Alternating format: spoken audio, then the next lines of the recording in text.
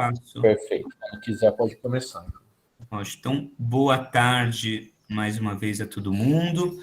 Hoje é a segunda aula do nosso curso, né? Uma aula sobre a corrente do principialismo na bioética. Falamos brevemente sobre ele ontem, mas hoje vamos ter um aprofundamento nessa que é uma das principais correntes da bioética. O nosso palestrante é o Marcos Paulo de Lucas Silveira, né?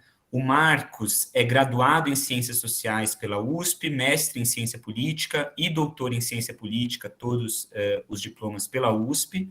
Ele foi pesquisador visitante no Kennedy Institute of Ethics, né? A gente falou dele ontem, é um dos berços do principialismo, né? Talvez o Marcos mencione hoje também. Atualmente, ele é professor na Escola de Economia da Fundação Getúlio Vargas, a FGV, né? E ele é um dos pesquisadores, nós somos, na verdade, colegas no Núcleo de Bioética da Fundação José Luiz Egídio Setúbal, que é a mantenedora tanto do Hospital Infantil Sabará quanto do Instituto Pense. O Marcos é especialista em filosofia política, né, o que a gente chama de teorias normativas da justiça, e questões de justiça distributiva, além de bioética, filantropia e outras áreas, né? Então, a gente agradece muito ao Marcos Paulo pela presença e desde já pela aula. Obrigado, Marcos. Imagina. Obrigado, João. Obrigado. É uma felicidade estar por aqui de novo. Acho que eu lembro que a primeira vez que eu falei nesse curso foi em 2020. Nós estávamos ali no auge da pandemia, né? Bem no momento ainda bastante crítico da pandemia. É ótimo estar aqui falando de novo e conversando com vocês, e também um pouco fazendo alguns desdobramentos do que eu apresentei a outra vez e pensando junto com vocês. Acho que um pouco o João já me apresentou. A minha ideia aqui é fazer um panorama, né, do debate sobre principialismo na bioética, pegando as principais questões, os principais pontos, para quem não tem muito contato com a literatura, né, assumindo que não tem, que tem pessoas que não teve contato com essa literatura, e daí quem, em alguns momentos eu vou adentrar em algumas questões mais técnicas, mas vão ser assim, eu entro e saio rapidamente, para daí na conversa nossa, se alguém tiver interesse, ser um ponto de atenção para nós desenvolvermos, né? Então, assim, o que são os tópicos da aula? Vou começar um pouco apresentando o contexto e o que é o principialismo. De alguma forma, sei que é algo que o João também zela bastante, explorar contexto, talvez ele já fez isso ontem, então vou passar um pouco rápido, um pouco rápido a ideia de nascimento da bioética, para passar os conceitos básicos do principialismo do Duchamp e Childress, que são os dois principais autores dessa corrente bioética. Daí eu passo os 4 principais conceitos, os princípios, para entrar em algumas questões daí conceituais e de método. Uma, o que fundamenta esses conceitos, onde estão esses princípios, que é a ideia de moralidade comum, né? De onde vem esses 4 princípios que balizariam nossa ética biomédica. Passo para a questão de, ok, mas como utilizar esses princípios em situações reais. Eu vou olhar especificamente para um tipo de... Teria várias formas de você encarar esses princípios, especialmente em questões nas quais os princípios podem colidir, pode ter uma tensão entre um princípio de autonomia e um princípio de beneficência ou não maleficência, por exemplo. Como fazer numa situação real. Vou passar um pouco pelo que a literatura contemporânea, daí muito mais contemporânea mesmo, propõe como uma proposta de solução. Tem outras, eu vou olhar uma só. Eu comparo muito brevemente com outras correntes bioéticas que vocês com certeza vão olhar ao longo desse semestre, né, ao longo do curso, e daí eu faço aqui um desdobramento, que é até que ponto esses princípios são mesmo universais, são os princípios que são únicos, né, que todo mundo deve olhar e falar, não, são eles mesmos, ou deveriam ter outros princípios. Eu lanço essa questão e mostro como na literatura isso é uma questão em aberto. E eu deixo aqui como tópico 4 e 5, assumindo que é um curso dentro da biologia, né? Fundamentalmente eu coloquei aqui como o principialismo está olhando a relação de uso de animais em pesquisa científica, só para dar um caso, que daí muda um pouco os princípios. Eu vou passar muito rapidamente por isso, se alguém tiver interesse, eu encaminho literatura sobre isso, tem um livro e um paper clássico sobre isso, que são livros recentes, de 2019, 2020, essa literatura, e faço algumas considerações finais, tentando dar uma defendida no principialismo, assim, é possível defender o principialismo como uma concepção realmente forte ética. Mas aí só uma provocação mesmo, tá? Então essa é a etapa toda, acho que o ponto central nosso é os tópicos 1, 2 e 3 aqui hoje. Devo fazer tudo isso respeitando o tempo, espero. Está sendo gravado isso aqui, eu também disponibilizo o slide, para se vocês quiserem, não precisa ficar anotando nada, não se preocupem com isso. Tá. Um pouco o contexto geral aqui do nascimento do principialismo, que está muito também associado ao nascimento da bioética em contexto anglo-saxão, especificamente Estados Unidos. Nós estamos olhando aqui década de 70, e você tem aqui um reconhecimento de uma inexistência de fundamentação filosófica para princípios éticos, sejam eles gerais ou princípios de ética biomédica, vamos chamar assim, que envolvendo pesquisa e medicina e prática clínica, e nota-se essa carência, né? Isso começa a ter essa grande questão de falar, olha, parece que está faltando, e essa carência aqui é derivada desde experimentos horripilantes que ocorreram em cenário de Segunda Guerra Mundial, mas no caso americano especificamente, a gente está olhando aqui para outras questões que eu vou delimitar em sequência, de por que isso passou a ser uma demanda, por que nós precisamos disso, né? Teve casos nos quais foi cientistas de renome, grupos acadêmicos de renome, estavam não respeitando que, enquanto sociedade democrática, acreditava-se que era uma decisão ética, né? E daí você passa a falar, então nós temos que tentar refletir sobre essa questão, né? E quando você passa a pensar filosoficamente sobre bioética, fundamentalmente você passa a pôr em dúvida o que são 3 critérios que seriam dominantes na época de forma intuitiva. Uma é um critério muito simples, que é assim, a função da pesquisa e mais especificamente da clínica é maximizar benefício e minimizar risco de causar dano em relação a um paciente. Então, assim, nós não precisamos de uma grande teoria filosófica sobre isso, porque é basicamente um cálculo aritmético de maximização de benefício, redução de risco, que não preciso estar refletindo com grande complexidade para todo mundo reconhecer que é isso. Como nós vamos ver, o principialismo vai dizer, olha, calma lá, tem mais coisas que importam.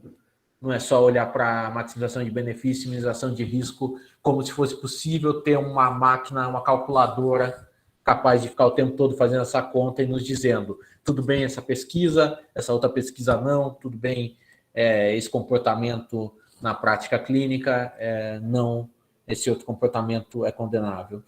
E, além desse critério, a própria ideia de você ter uma ética profissional, que é assim, não, os médicos, a partir de uma concepção profissional, ética profissional, uma tradição hipocrática, eles conseguem, enquanto profissão, saber o que eles devem respeitar. Isso passa a ser considerado insuficiente numa sociedade democrática. Médicos e cientistas, né, vamos dizer, em geral, aqui, me perdoem sempre quando eu estiver falando médico, é um erro meu, mas a ideia é assim, quando nós estamos olhando todo o campo do cuidado e da pesquisa envolvendo pessoas, envolvendo humanos e também animais, passa-se a crer, hoje, enquanto sociedade democrática, que é insuficiente ter um consenso interno à comunidade específica de cientistas ou interna à comunidade específica de médicos para dizer essa prática é aceitável. Você tem que também responder isso para o resto da população. Não só responder, mas também dialogar. Você tem que levar em consideração todos os cidadãos de uma sociedade democrática na hora de refletir sobre atividades biomédicas, tá? Então, a escala de sua preocupação ética deixa de ser só profissional e passa a levar em consideração todos os indivíduos, especialmente aqueles que vão ser afetados por essa prática. E aqui tem uma última ressalva, é assim, evidentemente que a bioética religiosa ela vem sendo desenvolvida há muitas gerações, mas basicamente o principialismo quer propor uma ética que seja universalista e que não seja dependente de uma concepção específica teísta, né? Do que é a concepção de crença individual de cada um de nós, né? Então, se da existência ou não existência de Deus e uma ética religiosa a partir disso. Então, ele vai propor algo que é distinto de uma bioética religiosa, aqui só para fazer um panorama bem geral. Já ainda em contexto, claramente aqui a ideia é assim, o principialismo, que na verdade é esse termo que é principalismo em inglês, né? A gente acabou traduzindo como principialismo para a língua portuguesa e virou verbete constante, mas é importante só ver que os americanos cortam um pouco na hora de formular o conceito, fica principialismo.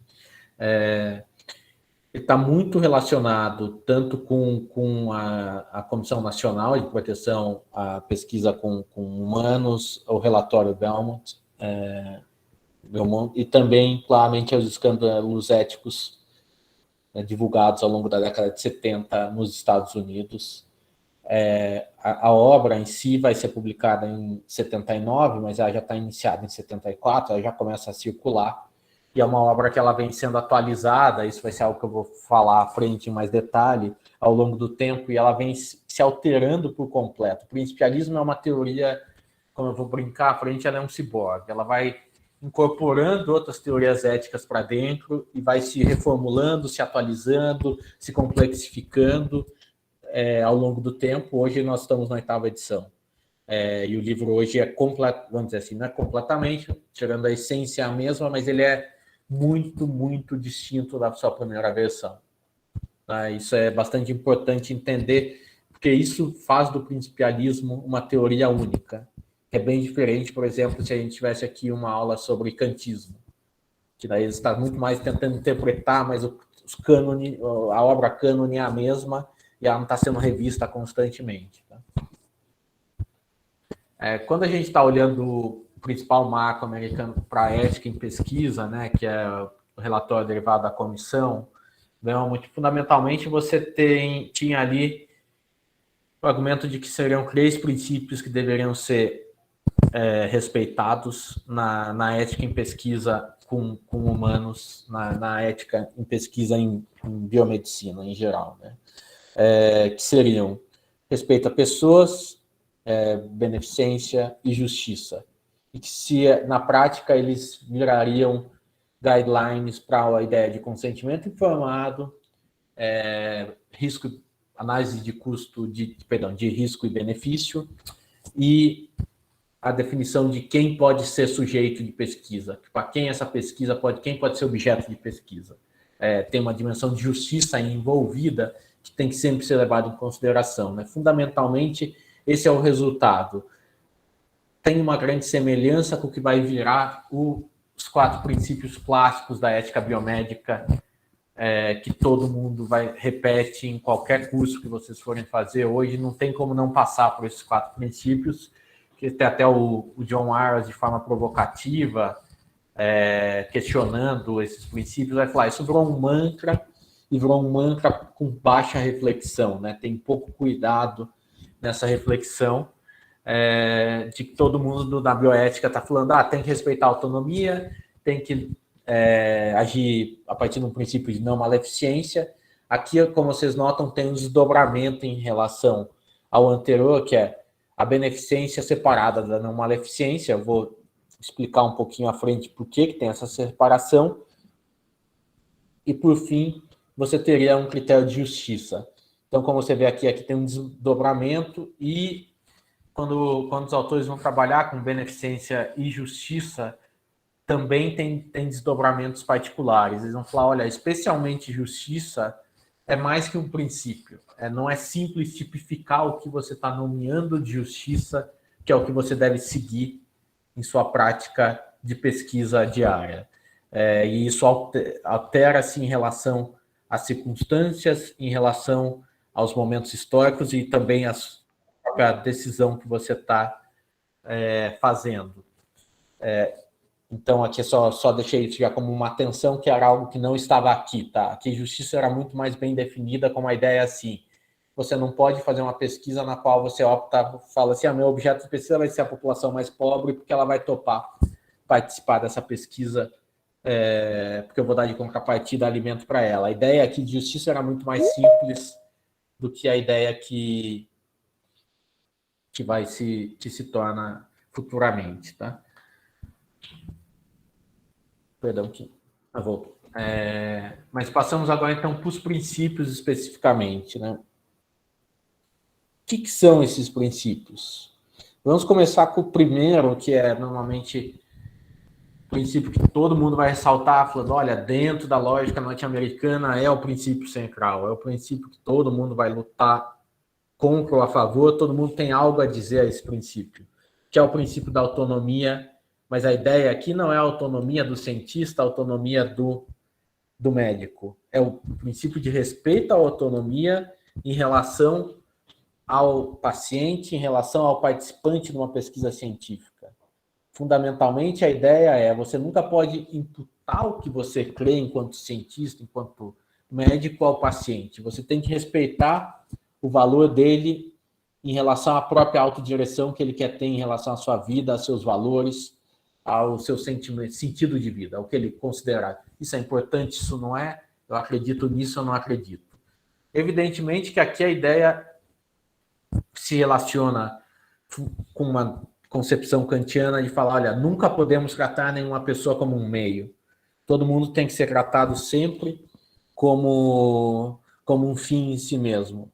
E, consequentemente, todo mundo tem que ter sua voz ouvida e sua autonomia respeitada.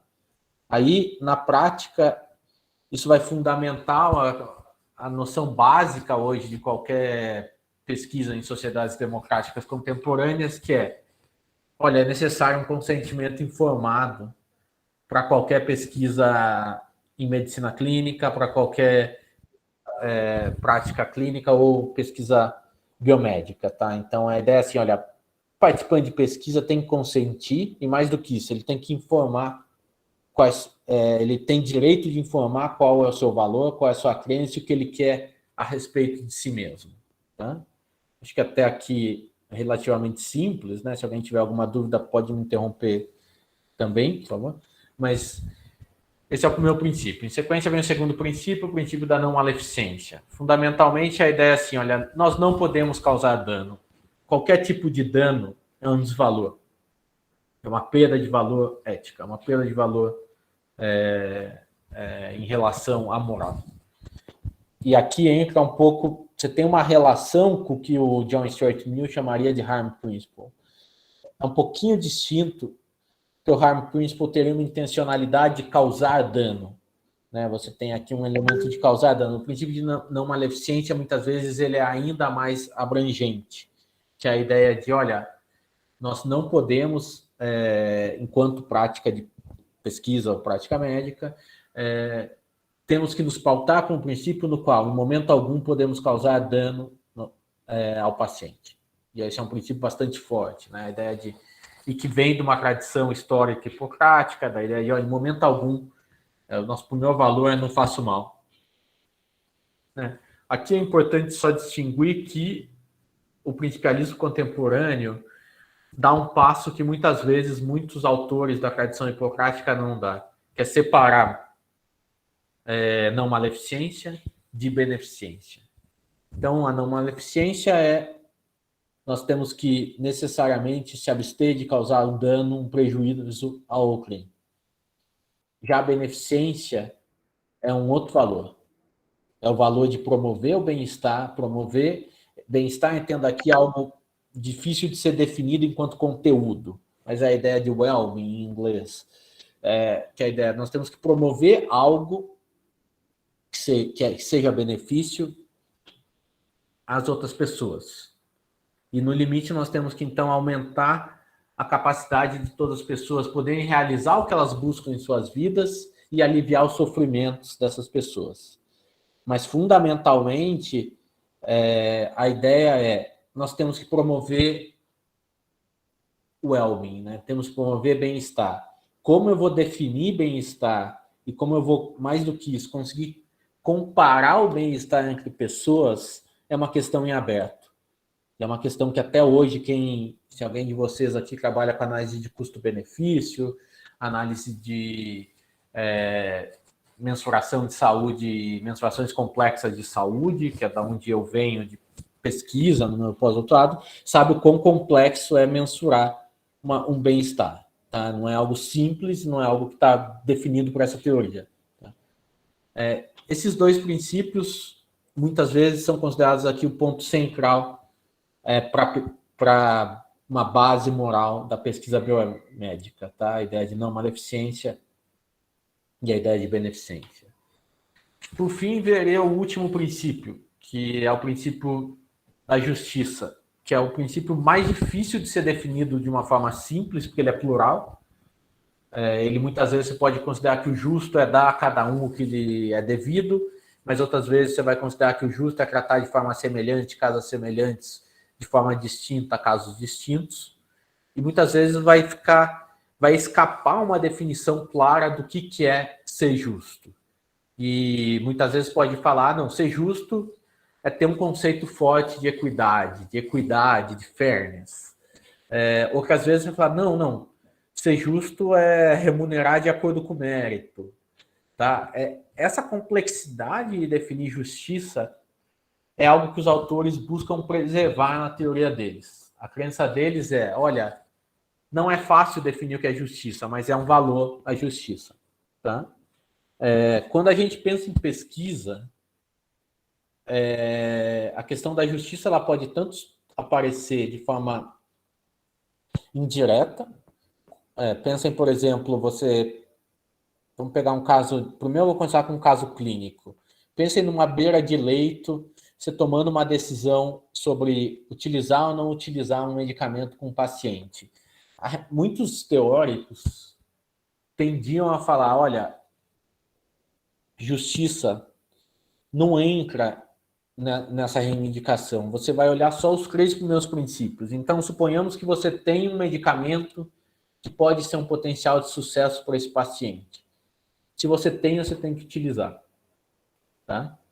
E a ideia é assim, o princípio de justiça está numa segunda esfera. O principialismo está dizendo algo diferente. Está falando, não, justiça entra junto com maleficência, não maleficência, benevolência e autonomia na tomada de decisão. Então, você vai ter que levar em consideração, por exemplo, se a decisão sua de entrar com um tipo de medicamento de alto custo não gera danos de curto ou médio prazo ou longo prazo para outros indivíduos e gerações futuras. Então, é assim, olha, você tem que levar em consideração a justiça até na beira de leito e a justiça em sua dimensão mais abrangente. Tá? Isso é uma questão em aberto, mas usualmente posso dizer que todos os principialistas, teóricos principialistas fortes hoje em dia vão defender que a justiça é sim um princípio forte a ser utilizado em todas as instâncias, beira de leito ou na pesquisa biomédica. Então, assim, vocês podem olhar e falar, mas como na pesquisa a justiça entra? Essas perguntas que eu coloco aqui. Se eu sei que uma pesquisa gera benefício e fardos a determinados grupos populacionais, como que eu faço uma partilha justa disso? É justo eu fazer como algumas farmacêuticas fazem, alocar globalmente, fazer testes de medicamentos numa população na qual ela não vai ter condições de futuramente pagar esse medicamento, porque eu estou fazendo esses testes numa população em extrema vulnerabilidade, em países com baixa renda? É justo? Outro exemplo de justiça que muitas vezes não é óbvio para nós. Suponhamos que você vai fazer uma pesquisa de uma vacina específica com uma população e que você faz um acompanhamento médico em detalhe dessa amostra populacional. E você descobre que entre os participantes dessa sua amostra, muitos deles, ou parte deles, um subconjunto, tem uma outra doença. Vamos supor que algo simples, mas muito importante, como diabetes e pressão alta. Você tem um dever moral de medicar e cuidar dessas pessoas em relação a essas doenças ou não? Essa é uma pesquisa, esse tema, essa segunda questão, é uma questão central hoje no debate de bioética norte-americano, tá? É que, assim, a partir do momento que você se torna um participante de pesquisa, as obrigações se extrapolam além do foco da pesquisa em si ou não em relação à equipe clínica, à equipe de cientistas que está acompanhando esse paciente? Essa é uma questão de justiça, e uma questão que não é de fácil resposta, né? Mas daí a pergunta óbvia é assim, ok, Marcos, tem esses 4 princípios, eles devem reger a prática de pesquisa e clínica, mas por que esses princípios? Não poderiam ser outros? Não poderia listar vários outros princípios? Para os principais autores, Publichamp e Childress, também por Degrasse e outros autores principalistas, não. A ideia deles é, olha, esses 4 princípios, fundamentalmente, eles expressam o que é a nossa moralidade comum, universal entre todos os seres humanos, ou minimamente entre sociedades ocidentais. Tá? E a ideia é, olha, eles, no limite, se fundamentam numa moralidade que ninguém vai recusar. Tá? Aqui, obviamente, como vocês devem imaginar, é um ponto que vai ter muitos autores que vão se opor. Tá? A ideia aqui é assim, todos os humanos, todas as pessoas, né, todas as pessoas com capacidade de reflexão moral, teriam uma teoria moral tácita que aceitariam esses princípios. Não vou me aprofundar nisso aqui, se alguém tiver interesse, a gente volta nisso nas questões. Mais do que isso, esses princípios eles seriam muito atrativos, porque assim como a nossa moral é pluralista, ela tem vários valores, vários princípios morais, esses princípios, normas morais, perdão, esses princípios também expressariam isso. Eles não seriam um valor absoluto no qual decorre toda uma teoria. Eles carregam tensões, carregam o que faz parte da moralidade humana aos olhos desses autores. E mais do que isso, eles não seriam hierarquizados. Não é que você teria um princípio absoluto, falando a justiça é meu valor absoluto, a autonomia é meu valor absoluto e os outros não são. Tá? Você tem teorias éticas que são monistas, você tem teorias éticas que colocam um valor supremo do qual decorrem os demais. O principialismo quer justamente se opor a isso. Ele quer dizer, não é assim que funciona a moral e não é assim que nós temos que pensar a bioética. Nós temos que pensar esses princípios como princípios prima facie. Em princípio, eles devem ser respeitados, salvo que justifique-se que em uma circunstância específica não. Mas daí surgem as dificuldades, né? Porque é muito bonito falar desses 4 princípios, mas é óbvio que vai surgir circunstâncias na qual vai ter tensões entre eles. Você vai olhar e vai falar, olha, de uma perspectiva de benevolência deveria fazer isso, mas de uma perspectiva da autonomia, de respeito à autonomia, eu estou sendo obrigado a não fazer isso. Olha, de uma perspectiva de benevolência, eu deveria recomendar essa ação, mas dado restrições de justiça distributiva, falta de recursos de uma perspectiva populacional, eu não posso recomendar essa ação. Então, o que eu faço? Para que serve, então, essa teoria, se, na verdade, essas começam a ter essas tensões ao redor da vida real, né? O que ela pode me solucionar? É possível ir além de ficar só repetindo esse mantra, temos 4 princípios, devemos respeitá-los, temos 4 princípios, devemos respeitá-los. A minha intuição de outros autores contemporâneos vinculados a Georgetown, mas também a outros centros, é de que sim, é possível solucionar isso com vários métodos filosóficos de interpretar esses princípios, balancear esses princípios, especificar esses princípios. Eu só vou dar um exemplo específico, que é do professor que foi meu orientador nos Estados Unidos, que é o Richardson, que ele vai propor um critério de especificação. Então, eu vou dar... O que significa isso? Como vocês notaram, esses princípios são abstratos e são gerais. Por mais que a gente tenha clareza do que é um princípio de respeito à autonomia, ele tem bastante abstração, não é fácil tipificar isso, e se altera em determinados contextos. A ideia de especificação é que quando você tem situações na qual você tem tensões entre princípios, não é óbvio qual é a solução que você tem que seguir, você deveria, na verdade, preencher lentamente, desenvolver lentamente esses conteúdos mais abstratos dos princípios em direção das circunstâncias particulares. Você deveria, no limite, tentar erradicar as tensões existentes entre os diversos conflitos ao especificar realmente o que um princípio, numa determinada ação, te recomenda como um guia de ação. Vou dar um exemplo aqui para vocês entenderem um pouco do que eu estou propondo, do que esses teóricos estão propondo. Tá? Então, pensem num caso, você tem um paciente numa situação em término de vida, já em estágio avançado, com idade avançada, com baixa qualidade de vida, que ele manifesta-se para você, falando, estou numa situação paliativa, terminal, eu estou sugerindo, eu não quero que manobras de reanimação sejam realizadas na minha situação, caso sejam necessários. Em princípio, aqui pode ter uma tensão.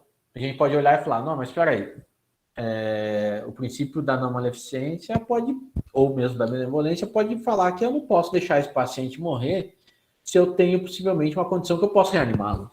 Né? Que eu posso reanimá-lo e ele pode vir até mais um tempo de vida. Mais do que isso,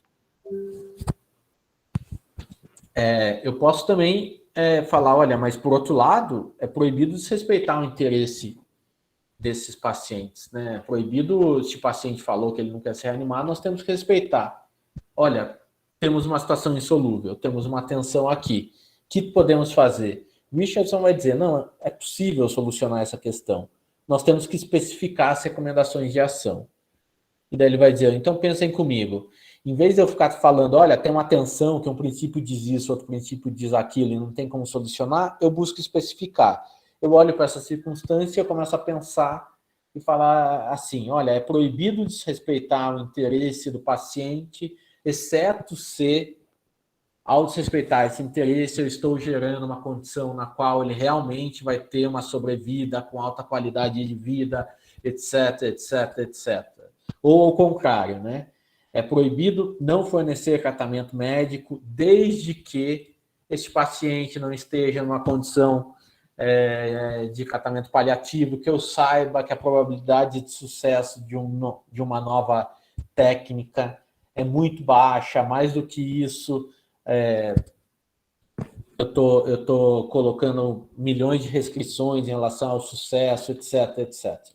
Então, o que o Richardson está propondo é falando assim, olha, essa suposta tensão entre princípios pode ser solucionada a partir de uma especificação que leve em consideração os casos, tá? Isso que eu estou falando pode ser muito abstrato para vocês, mas, assim, muitas do modo como às vezes é apresentado de forma errônea o principialismo, é como se você tivesse ali 4 princípios, você aplica eles, chega em tensão entre eles, tem um dilema bioético. Se eu tenho dilema, eu não consigo ter solução. Não é isso que o Richardson está dizendo. O Richardson está dizendo, não, você vai ter o dilema, vai ter a tensão, você vai ter que refletir sobre e buscar especificar normas. E ao fazer esse movimento, você vai, de alguma forma, conseguir ter ações, recomendações de ações. Tá? Então, é possível utilizar os princípios na prática de pesquisa, na prática ética. Então, essa crítica ao principialismo, é algo interessante, mas é muito abstrato, não seria válida. Tá? Eu poderia aqui ficar comparando com outras correntes, acho que ainda vocês estão no início desse curso, acho que não faz sentido eu comparar, mas porque vocês ainda não viram as outras vertentes, mas só para citar. O principialismo, ele se contrasta, por exemplo, com uma casuística, na qual você faz uma reflexão que você olha os casos, a partir desses casos tenta ter um aprendizado moral, e a partir disso gerar uma jurisprudência. Falar, dado aquele caso que é similar a esse, a solução sempre é essa.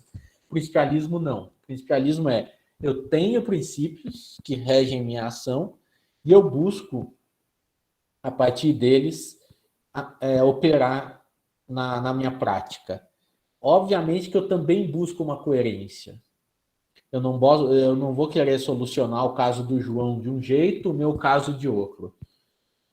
Mas aqui é algo que se modificou ao longo do tempo e da teoria principialista. Tá? No início, essa coerência não era uma preocupação, mas ela passou a ser ao longo do tempo e entra-se essa ideia complexa de equilíbrio reflexivo, que é a ideia de, assim, moralmente, nossos juízos morais tendem a um equilíbrio.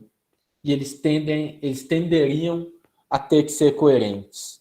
Então, se eu tomo uma decisão hoje que fere uma crença moral minha que eu acreditava até agora, eu tenho que refletir se essa crença continua valendo, porque a minha nova ação altera a minha crença. Suponhamos que eu fosse a favor fosse completamente contra, não sei, vamos pensar num caso menos polêmico, o uso de algum tipo de célula em pesquisa, o uso de CRISPR, técnica CRISPR, em pesquisa com seres humanos, né? E daí eu passo a fazer algumas regulamentações sobre o uso de CRISPR em vegetais, depois a gente faz em animais, daí eu começo a me dar conta que se eu estou autorizando em animais, porque a restrição que eu estou pondo para humanos talvez tenha que ser revista. E daí eu faço a ideia do equilíbrio reflexivo é que eu tenho que sempre estar refletindo sobre tudo. Quando eu faço uma mudança, eu tenho que pensar se ela obrigatoriamente gera mudanças no meu conjunto moral mais abrangente. Talvez sim, talvez não, mas eu tenho que estar fazendo esse exercício constantemente. Isso só para um mini parênteses aqui, se necessário a gente volta também, né, nessa temática. Tá? Aqui discorrendo sobre o que é essa ideia de reflexão moral, mas eu não vou me aprofundar muito nisso aqui, porque acho que já é algo bastante técnico. Se alguém tiver interesse, a gente retoma esse slide específico na nossa conversa. Tá? Mas daí chega então essa pergunta, mas são esses 4 princípios os únicos? Todo mundo concorda com isso? Se eu fizesse aqui falasse, ergam as mãos para ver quem concorda que esses 4 princípios são os únicos e eles regem nossa prática de pesquisa. Eu diria que no mundo anglo-saxão, especificamente americano, muitos vão concordar. Mas, olhando uma perspectiva global, contemporânea, a resposta é que vai ter muitos autores questionando a ideia de que só há esses 4 princípios para reger a bioética e o nosso comportamento ético em pesquisa com humanos, né? Para dar um exemplo aqui, assim, você tem a bioética europeia, que vão falar, olha, na verdade os princípios não são exatamente esses que estão sendo apresentados, né? Os autores vão dizer, olha, na verdade os princípios que regem a ética, a bioética, no caso europeu, é a ideia de autonomia, dignidade, integridade e vulnerabilidade. Você teria relações com os 4 princípios que eu apresentei anteriormente, mas não são exatamente os mesmos. Já alguns autores que podem ser nomeados de bioética latino-americana vão colocar outros princípios como os princípios fundamentais, a ideia de respeito, a ideia de solidariedade, responsabilidade e cooperação. Mas até aqui vocês notam que o que está sendo proposto é assim, olha, vamos substituir esses princípios, ou vamos adicionar princípios aos princípios já estabelecidos. Contudo, tem autores importantes da literatura contemporânea em bioética que vão falar, não, isso está errado. Na verdade, é uma impossibilidade de existir um paradigma universal. Essa crença na universalidade é um erro ético. Tem algo errado aqui, numa perspectiva ética, de acreditar que é possível a gente ficar falando sobre todo mundo a partir de princípios universais. Aqui um exemplo que eu estou dando para citar um autor brasileiro, o professor Vonei Garrafa, vai defender uma ideia de que ele chama de bioética interventiva, crítica, socialmente comprometida, a qual questionaria a existência de universais. Ou, para utilizar um outro exemplo que está em ascensão na literatura acadêmica contemporânea, você teria a bioética decolonial, que vai problematizar ainda mais a ideia de princípios universais, porque o que a bioética decolonial vai propor? Vai falar assim, essa suposta concepção ética universal, ela nada mais é do que um mecanismo de dominação europeu, ou vamos deixar anglo-saxão, sobre o mundo. Essa ideia de que, autonomia, não maleficência, benevolência e justiça vai solucionar tudo, tal como esses autores estão propondo, elas legitimam injustiças, legitimam e legitimaram epistemicídios recentes em países colonizados da África recente. Tá? Então, a crítica é muito mais feroz. Falando assim, olha, isso aqui é quase um instrumento de ideologia, né, no sentido negativo. A ideia é assim, isso aí está ocultando várias opressões existentes. Eu não vou me alongar nessas duas perspectivas, até porque eu não sou especialista. Acho importante você saber que elas existem.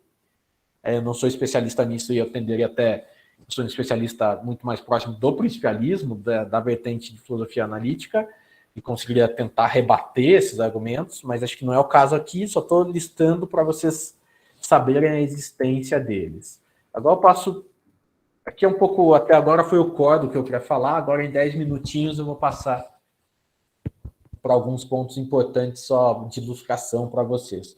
O meu ponto que eu quero marcar é como você tem duas esferas, né, que são importantes de a gente refletir, que elas têm pontos em comum, mas elas têm pontos distintos. Se você tem uma esfera de clínica médica, né, de prática médica, de ética médica, na qual você está o tempo todo olhando intervenções, se elas geram benefícios ou não, quais são os...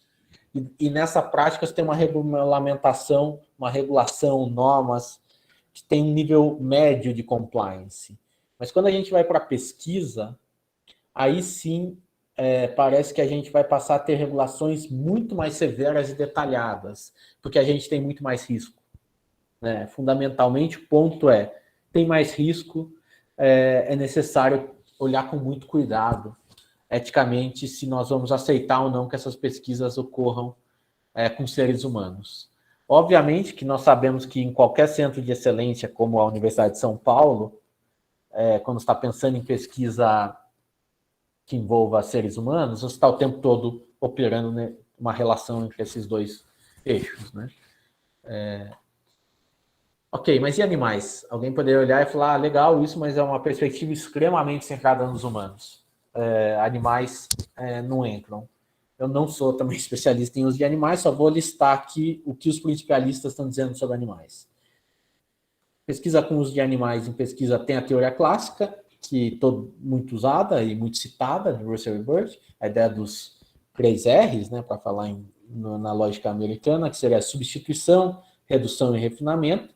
Né, você pode ser aceitos de que sejam respeitados. Não vou detalhar cada um dos princípios aqui, mas vocês podem ler o que eles são, né? Mas o principialismo contemporâneo vai propor um refinamento disso. Falando, olha, na verdade, em vez de ser 3 princípios, nós podemos pensar em 6 princípios que teriam 2 eixos, que são um eixo, o benefício social, inspirado de pesquisa com uso de animais, mas daí um segundo eixo muito importante, que é o bem-estar animal. Nós não podemos, em momento algum, violar princípios básicos de bem-estar animal durante pesquisas que sejam realizadas na sociedade contemporânea, as sociedades democráticas contemporâneas. Por que os principialistas estão se preocupando com isso? Tá? Fundamentalmente porque eles estão se dando conta que há muita pressão na sociedade contemporânea, nas sociedades democráticas contemporâneas, para o bem ou para o mal, de questionamento de pesquisas com uso de animais, e que isso pode gerar um side effect gigantesco no avanço das biociências a médio prazo e a curto prazo também, né?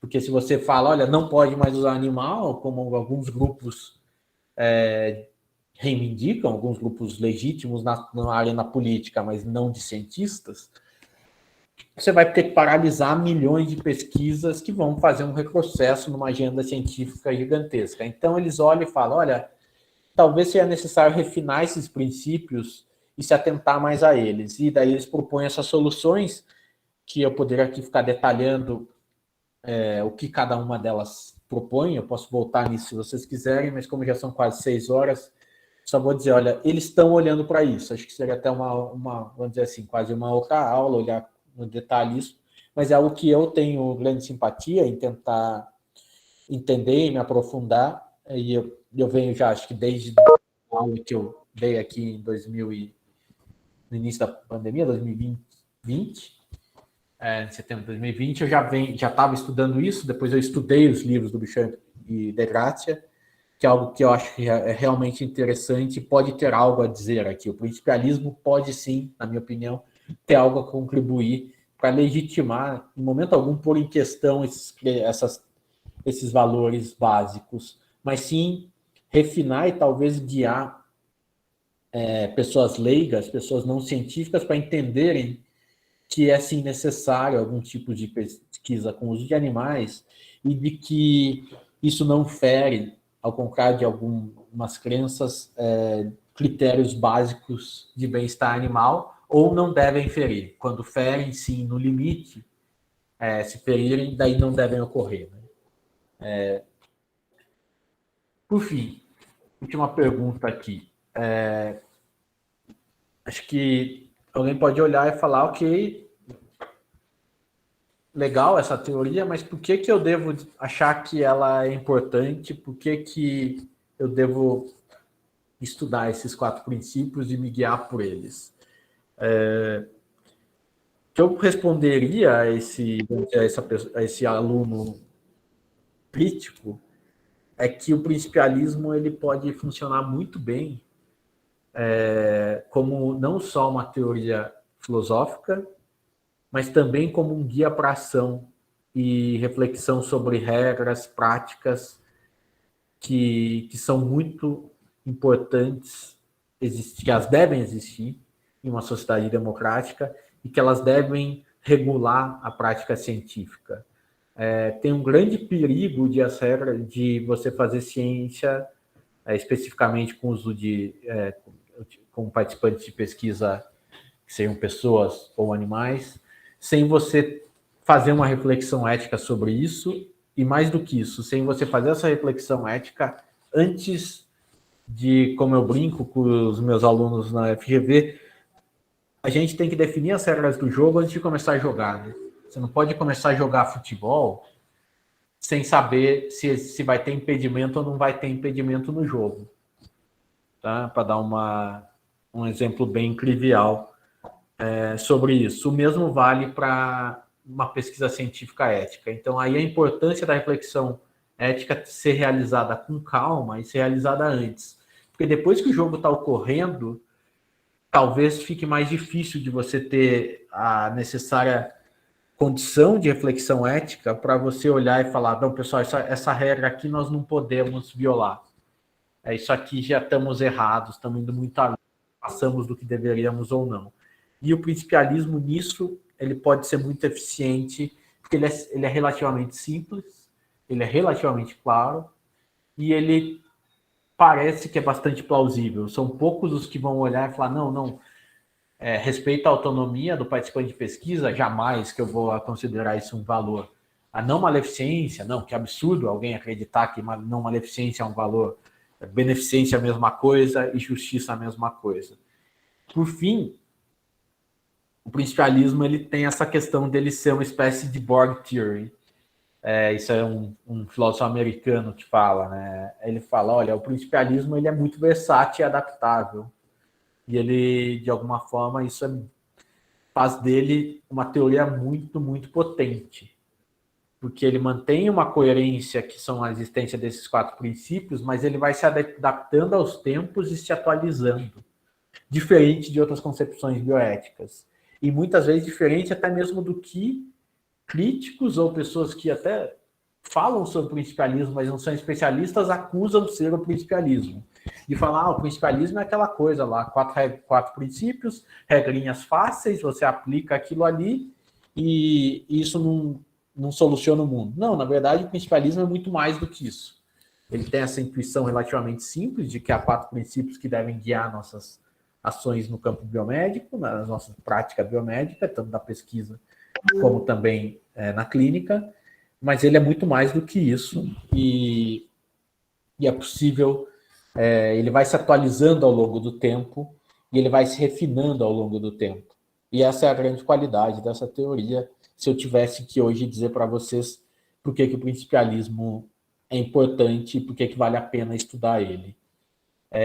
O que eu tinha pensado para iniciar essa nossa conversa, acho que a ideia era deixar um bom tempo para debatermos, né, mais ou menos 1 hora para debatermos, é isso.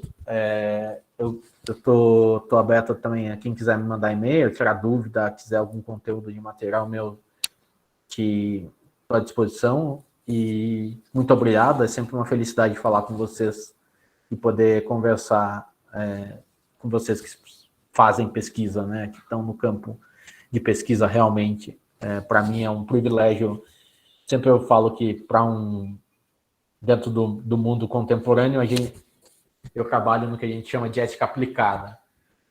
E nada mais prazeroso para quem faz ética aplicada, no caso bioética ou outras formas de ética aplicada que eu trabalho também, justiça climática, questões de filantropia, poder conversar com quem está realmente fazendo a atividade. Só tem sentido a minha reflexão ética no caso da existência de vocês. Senão, não faria sentido o que eu estou fazendo. Então, um espaço como esse é um privilégio. Eu agradeço muito o João, a Cida, pelo convite. É um prazer sempre voltar aqui e poder falar com vocês. Muito obrigado. Muito obrigado, Marcos, pela aula. Eu vou encerrar, então, a gravação para a gente passar